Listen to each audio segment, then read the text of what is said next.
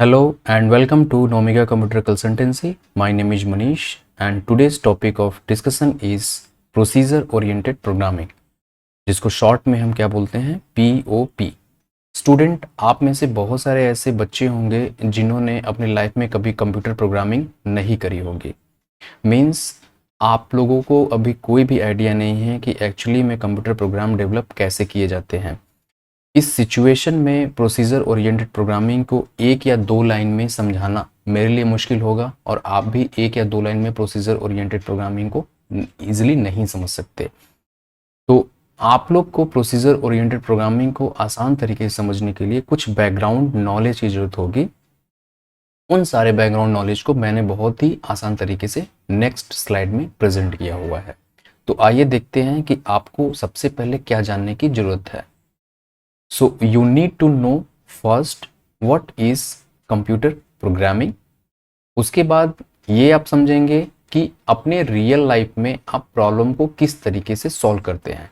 तो जनरली जो हम प्रॉब्लम को सॉल्व करते हैं उसके दो अप्रोच होते हैं, पहला टॉप डाउन अप्रोच और दूसरा बॉटम अप अप्रोच।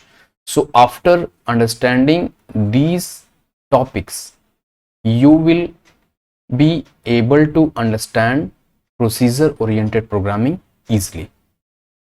तो आइए सबसे पहले देखते हैं कि what is computer programming। Basically computer programming is a process of writing computer instructions which is called computer program to solve the problem, right। तो आप इस पिक्चर में बहुत ही क्लियरली ये देख सकते हैं कि एक बच्चा है जो अपने कंप्यूटर पे बैठ करके एक कंप्यूटर प्रोग्राम डेवलप कर रहा है। So this process of developing a computer program is called what? Computer programming। Fine। So एक proper definition अगर हम देखें computer programming ये क्या होती है, so we can define computer programming as an act or process of writing computer programs। And what is computer program? Computer program is basically sequence of instructions written using a computer programming language to solve any problem by computer. जिन लोगों ने पिछला video नहीं देखा हुआ है, I am requesting to those all students कि वो जाकर के पिछला वीडियो देखें so that they can understand what is computer program and what is computer programming language very easily. I hope you understand it. Now the next topic is problem solving approach. Students, हम लोग के real life में भी ऐसे बहुत सारे problems होते हैं जो कि बहुत ही कॉम्प्लेक्स हैं और ऐसे कॉम्प्लेक्स प्रॉब्लम को सॉल्व करने के लिए हम लोग के पास कोई ना कोई बहुत इफेक्टिव अप्रोच होना चाहिए। तो इस टॉपिक में हम यही देखने वाले हैं कि ऐसे कौन कौन से अप्रोच हैं जिसकी मदद से हम अपने कॉम्प्लेक्स प्रॉब्लम को सॉल्व करते हैं। So the first approach is top down approach and second approach is bottom up approach. तो सबसे पहले हम टॉप डाउन अप्रोच को देखते हैं। टॉप डाउन अप्रोच में क्या होता है कि मान लो हमारी एक कोई मेन प्रॉब्लम है, उसको मुझे सॉल्व करना है। तो हम करते क्या हैं कि अपने उस मेन प्रॉब्लम को छोटे छोटे पार्ट्स में क्या करते हैं, ब्रेक डाउन करते हैं। फिर उन सारे छोटे छोटे पार्ट्स को अलग अलग सॉल्व करने की कोशिश करते हैं and solution of all the smaller parts are integrated to solve the bigger problem. Fine. इसको ग्राफिकल तरीके से अगर हम देखने की कोशिश करें तो हम यहाँ पे ये देखते हैं कि ये हमारी एक प्रॉब्लम है जिसको मैं P बोल देता हूँ, राइट। अब इसको सॉल्व करना है तो हम क्या करेंगे कि इसको छोटे छोटे पार्ट्स में डिवाइड करेंगे। तो यहाँ पे मैंने अपने प्रॉब्लम P को छोटे छोटे पार्ट्स में डिवाइड किया। This is part P1, this is part P2 and this is part P3। Part P1 खुद में एक प्रॉब्लम है, पार्ट P2 खुद में एक प्रॉब्लम है एंड पार्ट P3 भी खुद में एक प्रॉब्लम है। अब P1 को सॉल्व करने के लिए हम क्या करते हैं, हम ये देखेंगे कि अगर P1 खुद एक कॉम्प्लेक्स प्रॉब्लम है तो इसको फिर से हम सब डिवाइड करेंगे। अगर ऐसा नहीं है तो हम वो सारे स्टेप्स फॉलो करेंगे जो P1 को सॉल्व करेंगे, राइट। उसी तरीके से P2 को हम इंडिविजुअली सॉल्व करेंगे। बट हम यहाँ पे ये देखते हैं कि P2 खुद में एक कॉम्प्लेक्स प्रॉब्लम है, तो इसको सॉल्व करने के लिए हम इसे फिर से दो पार्ट्स में डिवाइड करेंगे and this will be part P4 and this is part P5।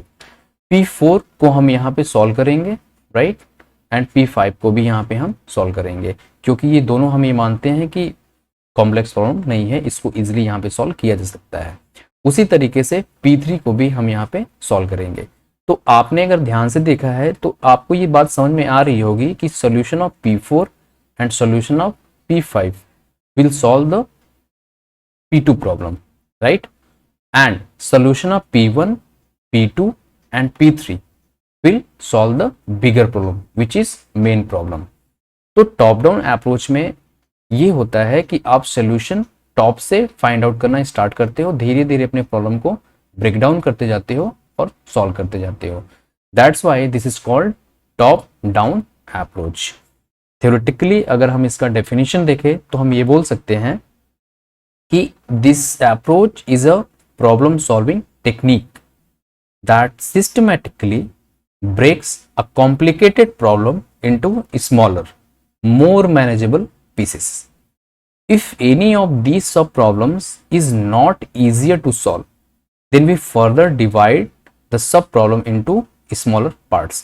आपने P2 के केस में यहाँ पे देखा कि ये खुद एक कॉम्प्लेक्स प्रॉब्लम थी जिसको हमने P4 और P5 में डिवाइड किया, राइट, और ये हम तब तक ब्रेक डाउन करते जाते हैं जब तक कि वो इजी सॉल्व ना हो, राइट। तो we repeat the subdividing process until all small parts are not dividable। तो ये टॉप डाउन अप्रोच रहा। अब हम देखते हैं बॉटम अप अप्रोच क्या होता है। Bottom up approach top down approach का जस्ट उल्टा है। हम यहाँ पे क्या करते हैं, अपने बड़े प्रॉब्लम को सॉल्व करने के लिए जो सारे छोटे छोटे प्रॉब्लम्स सॉल्व करने पड़ेंगे वो आइडेंटिफाई करते हैं। फॉर एग्जाम्पल, बड़े प्रॉब्लम को सॉल्व करने के लिए हमने देखा कि ये दो छोटे छोटे प्रॉब्लम्स को सॉल्व करना पड़ेगा ही, तो हमने क्या किया, पहले इसको सॉल्व किया, फिर इसको सॉल्व किया, फिर इनके सॉल्यूशन को हमने इंटीग्रेट करके एक तीसरे प्रॉब्लम को सॉल्व किया, राइट। इस लेवल पे एक और प्रॉब्लम है, इसको मैंने सॉल्व किया, फिर एक प्रॉब्लम है, इसको मैंने सॉल्व किया, और इन तीनों का जो सॉल्यूशन है उसको इंटीग्रेट करके मैंने इस बड़े प्रॉब्लम को सॉल्व किया, फाइन। अगर मैं इसका डेफिनेशन देखूं, so in this approach the main focus is on identifying and resolving smallest problem first and then integrating them together to solve the bigger problem. हम यहाँ पे क्या कर रहे हैं, हम यहाँ पे बॉटम से स्टार्ट करते हैं और फिर प्रॉब्लम सॉल्व करते करते टॉप पे जाते हैं, इसीलिए हम इसे क्या बोलते हैं, बॉटम अप अप्रोच। आई होप कि आपको ये बात समझ में आ रही होगी। Now the next topic is procedure oriented programming. ये हम लोग का मेन टॉपिक है जिसे समझना है। लास्ट स्लाइड में जो भी आपने नॉलेज गेन करी है वो सारी नॉलेज काम आएंगी प्रोसीजर ओरिएंटेड प्रोग्रामिंग को समझने में। तो आइए हम एक प्रॉपर डेफिनेशन देख लेते हैं कि प्रोसीजर ओरिएंटेड प्रोग्रामिंग एक्चुअली में है क्या। तो procedure oriented programming basically it's an approach to write computer program which follows top down approach where the whole program is divided up into procedures। इसका कहने का मतलब ये है कि प्रोसीजर ओरिएंटेड प्रोग्रामिंग एक अप्रोच है कंप्यूटर प्रोग्राम लिखने का, जिसमें हम टॉप डाउन अप्रोच फॉलो करते हैं कंप्यूटर प्रोग्राम को लिखने के लिए, where the whole program basically is divided up into procedures। और ये प्रोसीजर्स क्या होते हैं इसके बारे में देख लेते हैं। Procedure basically this is also called सब रूटीन और फंक्शन, मतलब हम प्रोसीजर को सब रूटीन भी बोल सकते हैं या फंक्शन भी बोल सकते हैं, which contains a series of computational steps to be carried out in order specified by the programmer. इसका कहने का मतलब ये है कि अगर किसी टास्क को कंप्लीट करना है तो उस टास्क को कंप्लीट करने के लिए आप क्या लिखते हैं, इंस्ट्रक्शन लिखते हैं एक पर्टिकुलर ऑर्डर में, और इन्हीं सारे इंस्ट्रक्शंस की एक जो ग्रुप बनता है, इस ग्रुप को ही हम क्या बोलते हैं, प्रोसीजर बोलते हैं, राइट। लास्ट स्लाइड में आपने ये देखी थी कि एक बड़े से प्रॉब्लम को हम लोग क्या करते हैं, छोटे छोटे सब प्रॉब्लम्स में डिवाइड करते हैं और फिर इन सब प्रॉब्लम्स को हम लोग सॉल्व करते हैं। तो जो सॉल्व करने के लिए जो हम लोग स्टेप्स फॉलो करते हैं उसी को हम क्या बोलेंगे, प्रोसीजर्स बोलेंगे। इसीलिए यहाँ पे कहा गया है कि where the whole program is divided up into procedures. So procedure oriented programming को अगर ग्राफिकल तरीके से समझना है तो हम यहाँ पे इस तरीके से देख सकते हैं कि procedure oriented programming top down approach follow करता है, मीन्स हम लोग मेन प्रॉब्लम को छोटे छोटे पार्ट्स में क्या करते हैं, डिवाइड किए हुए हैं। फिर इन छोटे पार्ट्स को सॉल्व करने के लिए हमने क्या लिखा हुआ है, प्रोसीजर लिखा हुआ है, राइट। मीन्स इस प्रॉब्लम को सॉल्व करने के लिए जो हम इंस्ट्रक्शंस लिखते हैं, उन इंस्ट्रक्शंस की जो ग्रुप बनता है उसी हम क्या बोलते हैं, प्रोसीजर बोलते हैं। उसी तरीके से हमने इसको सॉल्व करने के लिए दो छोटे छोटे पार्ट्स में अगेन फिर से डिवाइड किया, और इसके लिए मैंने प्रोसीजर P2 लिखा, इसके लिए प्रोसीजर P3 लिखा, और फिर इसके लिए हम लोगों ने प्रोसीजर P4 लिखा। अब ये पूरा जो प्रोग्राम बनता है इस प्रॉब्लम को सॉल्व करने के लिए, वो P1, P2, P3 and P4 का क्या होता है, ग्रुपिंग ही होता है, फाइन। इसीलिए हम इसे क्या बोलते हैं कि हम पूरे प्रोग्राम को प्रोसीजर्स बना बना करके सॉल्व करते हैं। I hope you are getting the topic. Next, procedure oriented programming language. इसमें हम ये देखेंगे कि ऐसे कौन कौन से लैंग्वेज हैं जो कि प्रोसीजर ओरिएंटेड प्रोग्रामिंग सपोर्ट करते हैं, राइट। कुछ ऐसे लैंग्वेजेस हैं जो प्रोसीजर ओरिएंटेड प्रोग्रामिंग सपोर्ट नहीं करते हैं, कुछ ऐसे हैं जो करते हैं। तो हमें प्रोसीजर ओरिएंटेड प्रोग्रामिंग करते हुए ये भी देखना होता है कि हम ऐसे कौन से लैंग्वेज चूज़ करें जो कि हमारे प्रोसीजर ओरिएंटेड प्रोग्रामिंग में मदद करेगी, राइट। तो the language that supports procedure oriented programming is called procedure oriented programming language. For example, C, Basic, COBOL, Pascal, etc. So many languages are there which basically supports procedure oriented programming. Fine. तो आई hope कि आपको ये सारी बातें समझ में आ रही हैं। नेक्स्ट वीडियो में हम ये देखेंगे कि ऑब्जेक्ट ओरिएंटेड प्रोग्रामिंग क्या होता है। उसके बाद हम ये देखेंगे कि what's the difference between procedure oriented programming and object oriented programming.